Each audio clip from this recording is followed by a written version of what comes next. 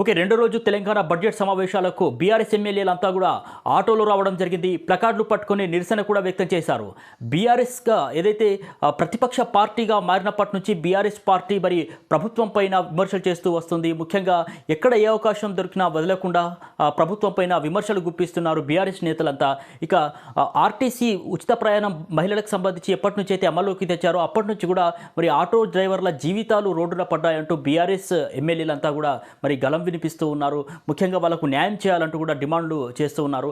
ఇక ముఖ్యంగా 6 లక్షలకు పైగా ఆటో డ్రైవర్ల జీవితాలు రోడ్డున పడ్డాయి కాబట్టి వాళ్ళకు న్యాయం చేయాలి సత్వరమే. మరి మహిళలకు ఉచిత బస్సు ప్రయాణం ద్వారా ఇక్కడ ఆటో డ్రైవర్ల జీవితాలు రోడ్డున పడేటటువంటి పరిస్థితి ఉన్నటువంటి నేపథ్యంలో మరి వాళ్ళకి సంబంధించి ఒక ప్రత్యామ్నాయ మార్గాన్ని చూపెట్టాలంటూ కూడా బీఆర్ఎస్ మొదటి నుంచి ఈ యొక్క ఉచిత బస్సు ప్రయాణం పెట్టినప్పటి నుంచి కూడా చెప్తూ వస్తుంది. ముఖ్యంగా వాళ్ళకి 10,000 ఇవ్వాలి నెలకు సంబంధించి.